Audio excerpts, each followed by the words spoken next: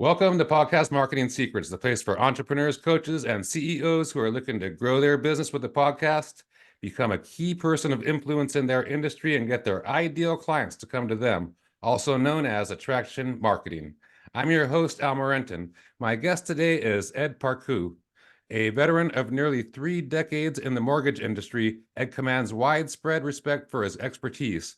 As the founder and CEO of Lending for Living, a distinguished mortgage firm, it excels in guiding home buyers through the intricate process of acquiring a home. Armed with advanced degrees in marketing and international business, he leverages his skills and knowledge to seamlessly navigate his clients through the journey. Beyond his professional achievements, Ed proudly served as a hospital corpsman in the United States Navy, providing him with a distinctive understanding of his clients' needs and aspirations. His military background uniquely positions him to comprehend the specific requirements of those he serves. Ed's commitment extends to financial literacy and real estate education, evident through his roles as the host of the iHeartRadio talk radio show Real Estate Jerky, and the creator of 2 podcasts, Inner Edison and Helping the Brave. These platforms serve as valuable resources, offering insights, advice, and inspiration to empower listeners in building wealth and realizing their financial goals. Ed's presence extends to popular podcast platforms and YouTube.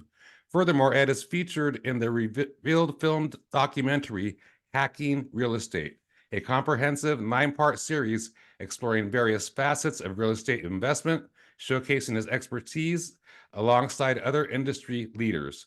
Additionally, he is the author of the book Financial Freedom: Building Personal Wealth Through Home Ownership, rounding out his multifaceted contributions to the world of finance and real estate. Welcome to the show, Ed. Thanks for having me. Wow, that was a mouthful. I have to get that bio cut down. Yeah, yeah, you had a lot of accomplishments, over the years. It's really cool to see. So I know that you're an expert in a lot of different things, but why don't you tell us about how to become an authority in your industry? Well, it's like I was told I was the best kept secret. Excuse me. And that's one of the problems for most of us is we don't want to talk about ourselves. We just want to do business. We want to grow our company. We don't understand that we have to get that information out there so people, there's 2 brands to a company. There's the company brand, and then there's the person who runs it, founds it, and all that stuff. There's 2 separate brands that you have to grow at the same time. Most of us focus only on the company. We don't, but most people want to work with that individual and not the company. And so what I did is I didn't realize I was doing this at the time, but when I started the radio show, then everybody said I was the authority because being on radio, that I must know what I'm talking about. And then I realized, wow, if they think that, then I also got into podcasting, and then I got into doing writing the book, and then I got lucky enough to be in a documentary. So when you add those 3 things, you are now the authority in that industry, in your field. And so the question is, how do you get to that point? Where's the starting point? And that's what you have to find out. What's in your industry? What would make you, what's good for you? Because radio and podcasting is basically the same thing. They both cost money, right? It's just a matter of trying to figure out where's the best to find your customers. For me, when the talk radio was brought to me, I was like, really? Do people still listen to radio? Because I never did, but it was on AM radio, 1360 KFIV. And come to find out, talk radio is huge. It's because they think it's the last free press. And so it is really huge. And I didn't realize how big it was until we've been on there for over 5 years. And people constantly know who we are just because of the radio show. And if we have somebody come on, they're inundated by phone calls and everything else after the fact. That's awesome. So the radio shows and the podcasts and even the books are like sets you apart, like like you're a center of influence in your industry. Yeah, because think about it, if there's 2 of you, one of you has a radio show and multiple podcasts and a book, and also been in a documentary, and the other guy he's been working in the industry for 20 years. Who are you going to go to? Right. Yeah. So the question is, how do you get there? And it's not as hard as most people think, but most people are afraid to start a podcast. Radio is a little different. And I just did it, and I didn't realize, people, I found this out a long time ago. Common knowledge that we have, people will pay for. And you need to find, so you just need to find out what would set you apart in your industry and where are your people and how do you need to get to them and what can you do that? For most people, it's just a podcast. And I don't mean just a podcast because podcasting, as you know, is a lot of work, Hmm. right? You do the episode, you have to get it edited, you have to cut it up, you have to post it, you have to do all the other stuff, potentially put on YouTube. So you have to get a team involved to help you with this, get some additional people, but you just have to figure out which is the best way for you. Writing a book is the easiest thing to do these days compared to any other time in history. There so many people can write a book, but it's got to be a good book, Yeah. right? It's got to have a good cover. It's got to be really well done because there's nothing worse than having a book and you're like, oh, that's your book. So, Yeah, for sure. and I don't want to keep talking because this is your show, but I'm just uh, basically it's just finding those things that will set you apart from everybody else. Awesome, awesome. Yeah, and that's actually your show today. It's still But your yeah, show. I'm just a guest on your show. the but I've seen that because I wrote a book, about 15 years ago or so, and it was a regular book, that helped people and got good reviews at the book tour, all that. But right around that same time was when all these like business people came out, like doing these, like, I call them like sort of like fake books, and they, like, you get one chapter that you do Hmm. and you're Yeah, part of I've this seen whole those too. thing, Yeah. and it doesn't really have any like value to it, Right. and But I did a book. yeah, and I think that could actually do more harm than good, maybe. I um think so. You have, we have knowledge in us from doing what we do, and people want to know how to do it or how, for me, people want to know how to own a home. What's the mhm. easiest way to be able to understand how, because people think it's really difficult and our industry makes it difficult for a reason. We want you to think it's hard, so you have to use us. Well, I, I've been qualifying people a certain way for many, many years, and I do it differently than other people. And that's how I wrote my book. This is the steps. This is how you can get in. This is how you can do it. And I break it down very easily for people to understand the process. And I say in there, you don't have to come to me. It's about you getting the education on this with this book, so you can go anywhere. Because if you're in sales at all, when you're doing your presentation, you're talking to somebody, sometimes you forget something, right? Because you don't mean to, but someone asks a question, and because most of us have what we call a script, we've been using it for years. We don't have it written down anymore because it's in our brain, and we do a certain way, say a certain thing the same way all the time, so we don't miss anything. And someone interrupts you and asks a question, and then you might forgot something. Well, one thing about having a book and having them read it, it's in there. So I don't have to worry about that I missed it. And I can tell them, okay, this is the loan estimate. Go to chapter 4, go on this page, you'll read it. So I can explain it to you, but you also go read it first and then we'll talk afterwards. Yeah, that's awesome. And because yeah, you do forget stuff along the way, and people, can, it's great to be able to refer back to that. I find that it's cool to even just be, read your own books sometimes, just so you are incongruent with the knowledge, that you're putting out, and see if things have changed also. Yeah. Well, I already need to do another one. Same thing, but just for veterans, because I'm a veteran, Mhm. and that's like Helping the Brave podcast. We help veterans once you take the uniform off, and it's focused just on veterans about the veterans VA loan. Because the book I put out, it just talks quickly about loan programs. That wasn't the purpose of the book. The purpose of the book is how to get ready and how to buy and what everything else is. So, and then the next one, when I do that, there's a few things that changes with credit that I have to update, of course. But if you know anything about book funnels and everything else, it's a good way to go, hey, here's an update on a chapter that is going to be in the next book, but you can get it now, get my book now. There's just so much you can do with books and use them to help you grow yourself. Yeah, for sure. That definitely. And like, how did you get that feedback, like, to know that you needed to write this new book for the veterans? That was just me.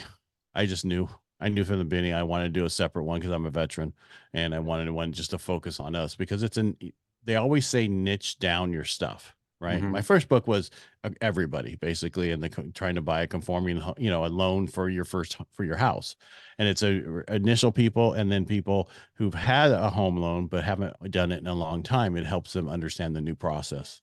Sorry, I have my American Bully in here, and he's making noise. Can you hear him? No, I can't hear him. Okay, good. But yeah, that's awesome that you're doing that for the for the veterans and military, because it's hard to find that information sometimes, and it's hard to know who to trust. And you being like one of them, and and having the podcast, and all that kind of stuff. It just and then building yourself out as an authority as well. It's like you cross all the little things for them to be comfortable, getting information from you, and that you're not going to like just try to rape them. Yeah, You mean take that's a advantage of big them? deal. Maybe that's a better word. Yeah, yeah, yeah. Right And you're on. right, but it's about, it's my whole purpose is financial literacy so people understand how to do it. Because in California, as an example, we have about 5 more years before 70% of the people will not be able to own, because of the appreciation, everything else that we're going to see, just because we're so expensive. We've always been expensive, but it's just one of those things we need to understand that process, and you need to understand so it's easier for you to get in. Other states has more times because they're smaller price homes, but they'll eventually be there too, because you got income doesn't go up as much in those areas also. So it's all about making sure you understand, because they don't teach us in school, right? I Yeah. mean, they don't teach any of this in school. They don't teach anything in school anymore.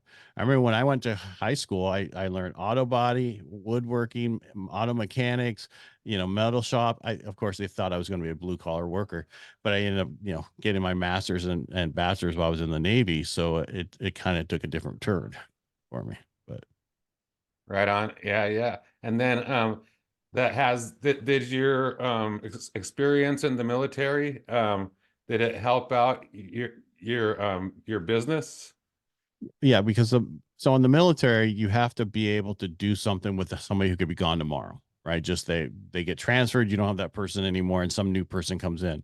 So we learned how to do SOP, standard operating procedure. So you create those to replace somebody. The whole job's in an SOP. Someone could read it, they understand it, they can move forward, and that's what I set up in my companies. And a lot of people who come out in the military, that's the first thing they do when they come to work for somebody. They go, "Oh, you don't have these in places? Let me help you write these." And and then the attention to detail is so huge, what you learn in the military, that especially with loans, and there's a huge attention to detail. You have to make sure certain things are done a certain way all the way through. So all that has helped. So for me, my son actually joined the military. He joined the Army right out of high school, and he bought his first home at 21. And it's so of course it all helps you and understanding the process. And you need to know, because buying a home can change the trajectory of that whole family. And I don't want to talk about real estate. This is all about, I'm trying to help people understand, be the authority in your industry, whatever industry that is. Find out what those few things that you can do that will rise you above everybody else. And that's what you need to focus on. Right on. Awesome, awesome.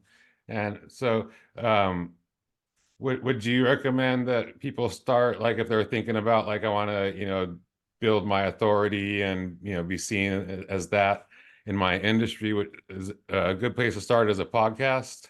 I think the easiest way these days, because it's so easy to get in, it's just a matter of setting everything up. So it's, the sound, understanding how to set up your soundboard. If you use that, a mic, what mic you use. Because a lot of people, everybody spends the money on that one mic. I can't think of that name that everybody first gets. Um, it's a blue, The Blue Yeti. yeah, yeah. Everybody, that's what you think, because that's what you see in the beginning. And it's like, that is the worst sounding mic you can get, because it's not, dynamic where it's right here. It's all over the place. So it picks up all the noise.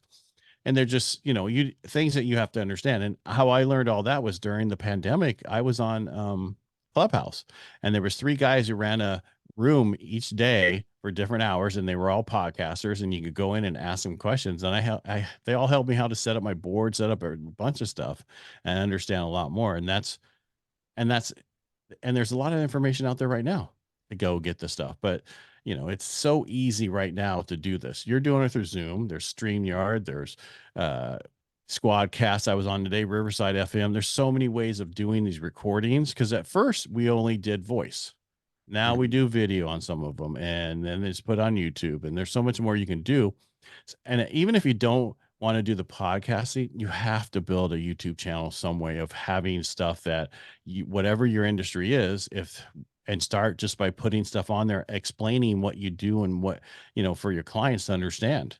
And that can make a big difference in your being an authority in your industry also, just over time. Yeah, for sure, for sure, and definitely YouTube is an essential these days, especially since they're doing podcasting now. You Right. know, Well, because it used to be if you had a channel, you would separate all the additional stuff off of it. Now that you can call them podcasts, it doesn't affect your algorithms like they used to. yeah, for sure. Yeah, and then and they put the podcast on the YouTube music as well, not just on YouTube. Oh, So really? that's Yeah. sort of cool if you set it into the podcast section. So yeah. So that's pretty awesome. Yeah, and I think that like one of the things that's sort of a good idea or that's possible for some people, not everybody, depending on what kind of podcast you do, is to actually like put out content that could actually be sort of like chapters or content for a book, and Hmm. like down like sort of like like speak the book and then sort of write it out and like you have your podcast you're building out and then down the road you'll be able to publish a book from that. Right. I've seen some people who've done that where they do the podcast episodes and then they take all those, have them transcribed and put into a book. Yeah, I totally could see that, and that will work very well. Yeah, right on. Yep. So yeah, because a book is uh it's something that's tangible, you could hold in your hand and stuff. The podcast is just cool because you could, get it from anywhere, you could listen to it from your phone, computer, wherever, and all that kind of stuff and consume it. But the book is cool because I hand them out like instead of business cards, like Well, basically. that's what they call them now. They call them business cards. The Yeah. books are your business cards. And the other thing you do with if you write a book is now you can take that book and turn it into a course, right? And that's a lot of people are like, what? I can do what? Yeah, you take your book, you cut it up, and not only do Audible, but you can do a course, and then people will pay you for your course. There's just so much we can do now that that you and I are close to the same age, but 20 years ago, none of this stuff could be done. Yeah. The opportunity these days for people who are younger is huge compared to where I grew up. The only problem is you have so much you can do. A lot of people do nothing, and you just need to figure it out. And I would, just do the podcast easily. Just quickly just try it. I did come up with a talk on podcasting. It was called the 1023 rule of podcasting. And what I found out was most people quit before the 10th episode. Like 80% of the people will quit before the 10th episode. Then the next big drop is right before the 23rd episode. If you get past the 23rd episode, you're going to do very well. And I was on another person's podcast and we are talking, and he does 60 podcasts a month. I mean, that's all these different podcasts he does. It was like 60 of them he records. He recommends doing a daily podcast. And it doesn't have to be 30 an hour. It could be 10 minutes or 5 minutes, but a daily one.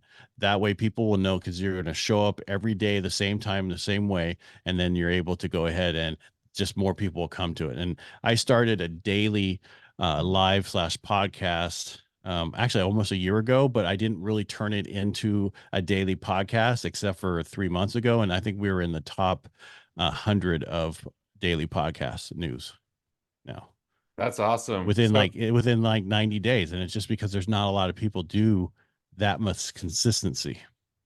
Yeah, yeah, because it's not just so do you edit those the same way as you would edit a traditional week, like once a week podcast? What I do with those is as soon as it's done, so I use StreamYard, right? So it has all the names on there, everything's on there already. I start it the same way, I end it the same way. And so I just download it from StreamYard, drop it into Cast Magic to do the transcribing and all the other stuff that's involved with it that you need to, Cast Magic. Yeah. Yeah, that was like the best thing since sliced bread. Yeah. And you take, and then I put it, Libsyn, I put the title and the everything about it, drop it in there. I'm done in like 4 minutes because of Cast Magic. And then I download the video, drop it into Opus Pro, have it cut up, and then I upload those things throughout the week. And yeah, so right now what I did is I took everything back from the person who was handling it for the last 6 months, and I'm retooling the way I want it done. And starting in January, I have somebody else who's taking it back over to cut it up the way I want it done. It just didn't seem like people were doing it the way I wanted it done. Because the one thing about daily stuff is that's very now, right? I want to get that information out now, not in a week from now, not in 2 days from now, but now. And it's not, a lot of those people can't do that. And so I was trying to figure a way to do it with Cast Magic, Opus Pro. You can have that out right away. Yeah, for sure. For sure. Definitely. So with the and it's very important, when you're doing a daily podcast with current, you know, news, Mm-hmm. basically, you need to have that out like right now. Right. Yeah. So with the daily podcast as opposed to like a weekly one, is it mainly you like putting out information, or are there guests on that one as well? All right. So what my co-hosts I went through multiple co-hosts on my radio show over the years, and my last one was a guy who's been in the real estate industry for ever, and he's been in the same town forever, and we just our back and forth is just amazing, right? And then we were on doing the lives, and then I had him join the radio show.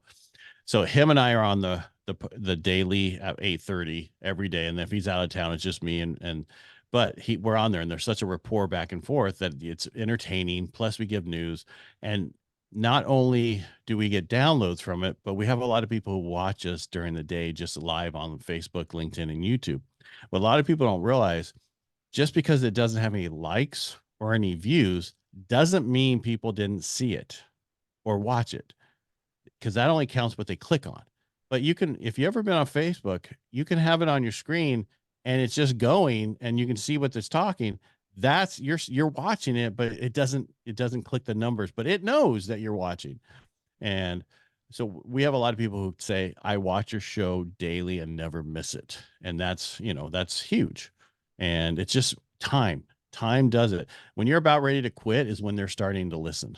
And that's what I learned from radio. And the other thing from radio I learned is when you're talking to somebody, it's always you. So when some people will say, my listeners, I'm talking, you can't say the word listeners. It's you. I'm talking to you, because a listener will go, he's talking to somebody else. But if I say you, I'm talking to you. That's awesome. Yeah, Yeah. yeah, that's a really good tip right there. Yeah. That and Yeah. smile, which is very hard for me. Right on. That's awesome. So yeah, it's really cool that you have a co-host to feed back and forth with, the and building that community through the live is huge as well, because those people become like engaged and like they're like true like believers in what you do. Right. So But if you do lives and you put them, you got to cut them up to put them on YouTube, because when you go live to YouTube, algorithm doesn't do anything with it. So if you don't cut it up and put it on your regular stuff, they go, you've never put a video. But I put out thousands of lives over the next couple of years. Uh, but if you look at, it'll say you haven't done a video, so you have to cut them up in order for it to be counted as videos. yeah, that's interesting how they don't consider it a video. It's really weird. But for a as from the business owner side, that's considering putting out lives, it's I feel as if you could do it, and do it on a consistent basis, like at a Oh yeah. certain time and a certain day, even if it's not every day, if it's once a week, whatever, if as long as you're doing it like that, then you get like a crazy amounts of benefit. The first time that I encountered that was at the beginning of the whatever that just happened, over the Pandemic. past few years. Yeah. They I was on this live show because I used to do a bunch of like in-person events, like seminars and stuff. And and I started doing, that's when I started getting into podcasting and being interviewed. And this guy had a huge following, and we did this live show, and there was like 7 or 8 thousand people like listening, when I was on it, and he just gave me, says, hey, do a presentation. Like I wasn't prepared or anything. I just told my story, and those people, they were engaging back and forth, and he was like, moderating, and then I just said, hey, I'll do this little thing for you guys, and it was for my wellness business, and it like was off the charts, like the results that I got off of it, because he was recommending me. Hmm. And also, but he has that authority because he's built that community through the Hmm. live, and the interaction part of it is huge. And over time, because it takes a while, it takes a long time. I mean, my radio show, we're at almost, August was 5 years, and we have a good, amazing following. We have between 51 to 71,000 listeners a week on that, depending on what week it is. So, but the one thing that you're talking about is being on in other people's sandboxes, right? To get that authority, and also to get into their set and to talk to their people so that you can bring them over to your side. And that's what podcasting does. And as a host, you get to interview, but you also need to be a guest on other people's podcasts as much as you are a host of a podcast. Or you could just not even host and just be a guest on everybody's podcast, and get on Podmatch like we do, and then get connected, and that's the easiest way to do it. Yeah, for sure, for sure. And so with podcasting, like with busy executives and things like that, do you think it's worth them, taking the time to do it, and then like maybe hiring like a podcast service to put it out there for them, or a social media kind of service? Or just a VA, a virtual assistant. Find some of the, there's a bunch of companies now. I think one of them recently I was sent to was Cloud9, that does a really good job on, Cloud nine. do you want part-time, full-time, pod? There's so much you can do. But if you, depending on where you are financially, you might not want to spend the money to have that person full-time doing the stuff. I had somebody full-time doing my cutting up all my stuff before I took it back to make sure I was doing what I wanted to be done, because I knew there was better ways to do things these days. So your question was, I think it's very important to, what is their brand? Are they the company, or are they themselves? You need to focus on your brand. What if your company went away for something that you didn't do, but all of a sudden it's gone? How do you, if you haven't built you as the brand, then you're stuck. You need to build both of them, you more than anybody else. I had an advertising lady who was helping me a long time. She never got that. She always promoted the companies. I'm like, you don't understand. It's people don't buy the company, they buy the people of the company. Right. I Yeah, mean, for look at, sure. Tesla. Is it the Tesla, or is it the owner? Was it, Apple? Who was it? Those kind of things. Steve Jobs, or was it the product? It's a little both, right? Yeah. Yeah. Yeah, for sure. Just like the guy from Virgin or whatever too, Right. Exactly. Yeah. So Yeah. it's both. You got to build both. And the only way to build you is to do podcasting and become the authority in your industry. Because if you can become the authority, then you have no competition. And we have a lot of competitions. How do we get rid of them? Become the authority. Stop being the best kept secret in the room. Yeah, for sure. That's a big deal, because so many people are like that best kept Hmm. secret in their community or whatever. And this is a easy way to get yourself out there.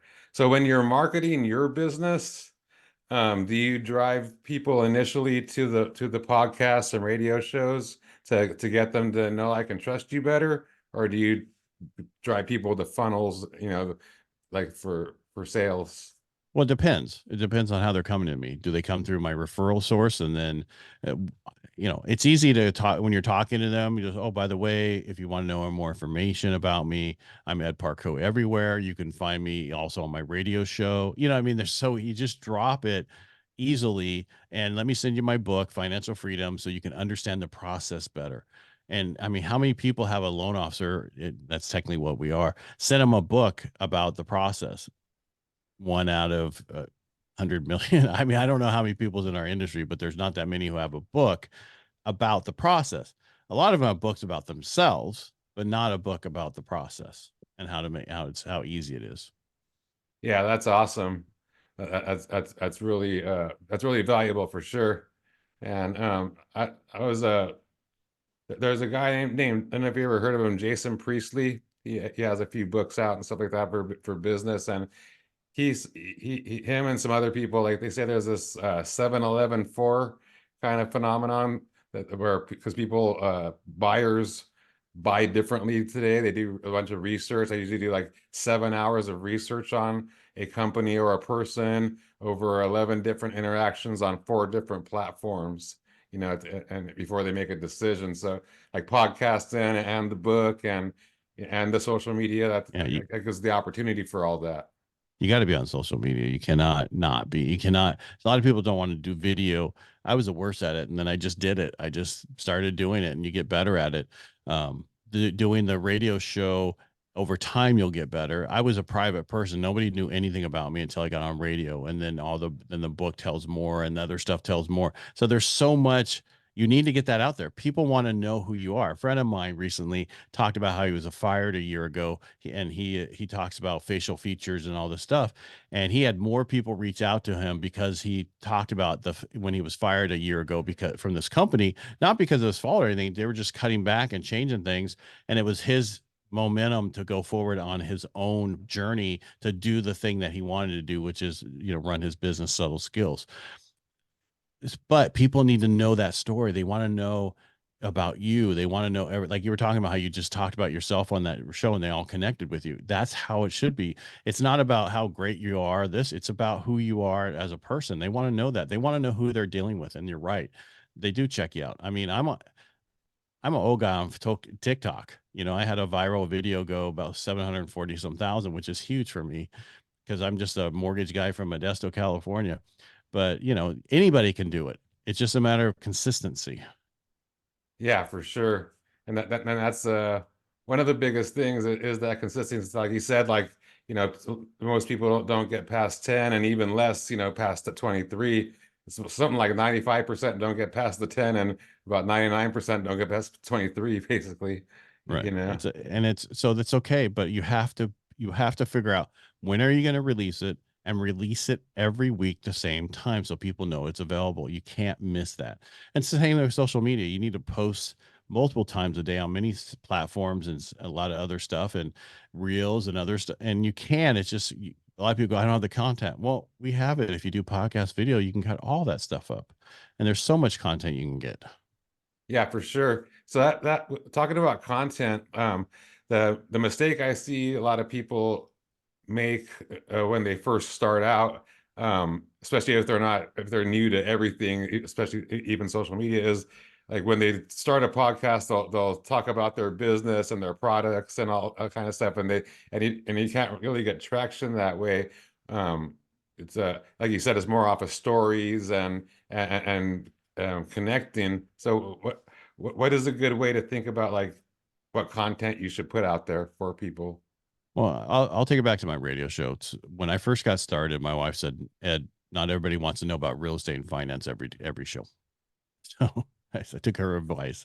So we talk about community.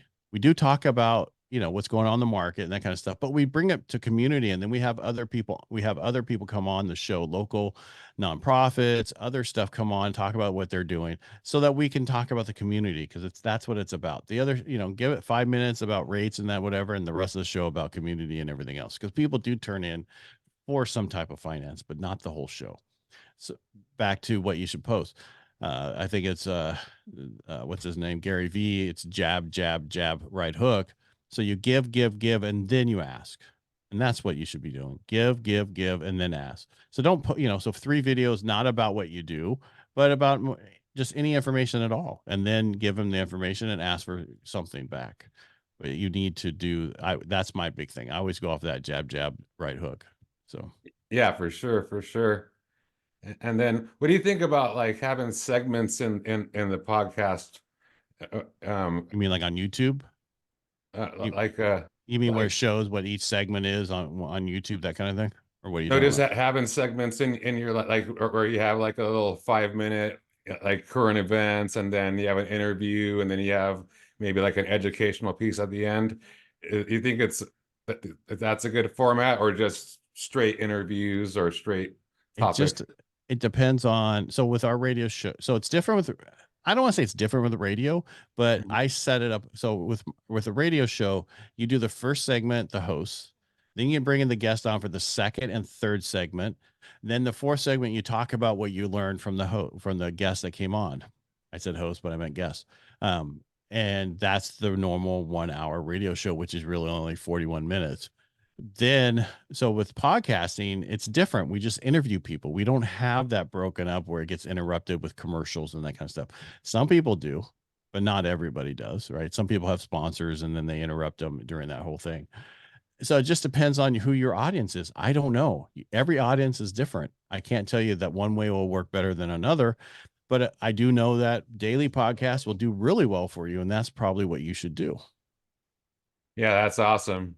And you were saying like they could be shorter in length, the daily ones. Whatever you want. I mean, you could do a 5 minute. There's some people who do a 5 minute or a 10 minute. I was on a podcast, I don't know, about a year ago, and the guy was interviewing me. He's like, boom, boom, boom, and we were done in 9 minutes. Right? It's just whatever you want it to be is how it should be, and it should be, different. But some people have 3 hours, like Joe Rogan. There's no way anybody wants to talk to me for 3 hours, and I can't even watch a Joe Rogan because it's 3 hours. Yeah, for sure. For So sure. it just depends what works for you. But that's his job. His job is only doing that daily. Yeah, yeah, for sure. And yeah, and people have to remember that because that's the one other thing too is that you could podcasts can be fun and you could just start to do like focus too much on podcasts and forget about your business. Right. Well, you have to do a little of Sometimes. all, and that's why you need a team to help you. Yeah. Set it up to how you want it to be done. But that's why most podcasts fail, because we start it and then it's like, it's a lot of work. I don't really want to do it. I saw one the other day. Somebody was like, yeah, I tried it. They were on a podcast. It was being videoed and they're in there and they're talking and they're like, yeah, this is my podcast. Life's got in the way in the last few ones, but I'm glad I'm able to start it back up again. It's like, you'll get no consistency. You'll never grow it. Um, with my Inner Edison podcast, I did it for 2 years, and my whole thing was your greatest accomplishments come from your greatest defeats. And I wanted people to talk about their failures, because people in business want to know that it's okay to fail and what they learned from it. So I had a lot of people in the beginning, Rob Angel. I had Brian Smith from the UGG founder talk about how he lost his company, how he had to get it back. But then 2.5 years into it, it's almost like I lost my way. So I'm like, I'm stopping this for 6 months. Well, I was in the top 1%. I still am, but the traction I had back then versus what I'm trying to build back is night and day. If you keep the momentum going, because if you stop it, it stops. It's the same thing about posting on social media. The more you post, the more the traction is, and the more it's going to be there. If you stop posting for a week or 2 weeks, you kill that algorithm. So you got to keep posting, unfortunately. So if you start it, you got to keep going on it. Yeah, for sure. And uh when you do stop like the viewership and it all falls off a cliff and it's not easy to get it back. It's harder to get the second batch of, to Mhm. come back in than the first time you set out, it, Correct.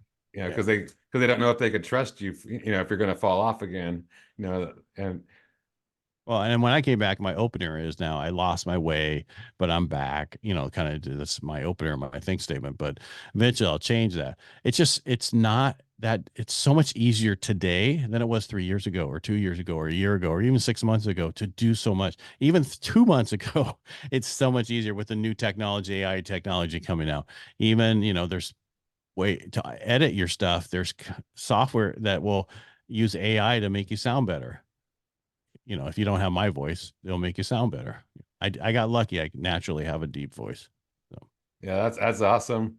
But yeah, I just saw something the other day. I think last week that was something about like clean voice or clear voice, or it was called something, and it like you upload your thing, your podcast, the MP3 or whatever, and it just like makes your voice sound better. It was really really interesting. It's like technology is just crazy. So because it's taken away from the engineer, right? That we used to have like, okay, we need to adjust this and this is now you have software that does it. And so yeah, and that's like in my industry with when we used to have processors in between the loan officers and the underwriter. We don't need the processors anymore.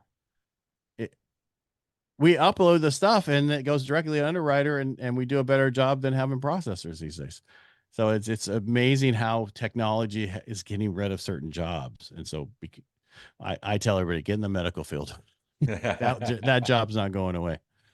Yeah. Yeah, right on. For the business owners that are looking to, like, become that, you know, uh like center of influence, and not be that best kept secret anymore. Podcasting, like thinking about writing a book.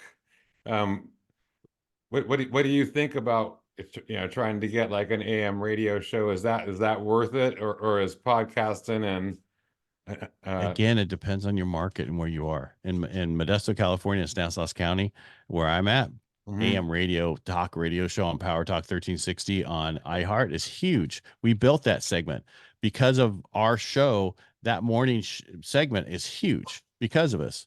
And that's the big difference. That's So, awesome.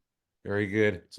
I think the best thing to do is just do something, whether it's in your depends on your market, right? And depends on what your budget is. What people don't really understand is you pay to be on radio unless you work for the radio station. Then they own your voice, they own everything about you. So you pay and then you build it. And then what happened with me is to build that, it took years. So I paid a lot to do that. And then finally, after about 4 years, I'm like, okay, I'm quitting my show unless you cut my fees down to from here down to here. And they did. That's awesome. So that's what it's about. It's over time you'll be able to get those costs down. Because and people go, you pay? Well, how much does it cost us to do a podcast episode? Right? I mean, it's about the same cost. Yeah, What's the yeah. difference? Yeah. Yeah, there's a bunch of hidden costs, including time, but Right. there is monetary stuff too as well. So like thank you for sharing all these insights. It's really, really awesome to get that from somebody that's actually doing it, and and out there, with it all, with the radio, with the book, the podcast, the business, and like you're leading from the front basically. Is there anything like that like a big idea that people should take away from this episode? Well, I think the biggest idea is stop being the best kept secret. Get the word, you need to get the word out. And the best way to do that is have other people talk about you, right? Because a good friend of mine talks about if you're in a bar and you're talking about yourself, and everybody's like, who's this low-rated guy talking about himself? But if you have somebody next, you're sitting there and then this guy goes, you know who that guy is over there? That guy is this, and this. That's a totally different take on it.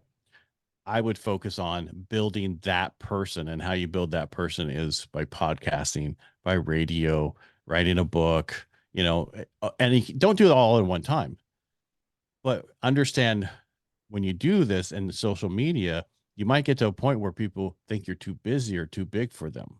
So you have to understand that. I've had it where people have called and I call them back from the radio and they go, oh, I didn't think you were going to call me, but I tell you, I'm going to call you.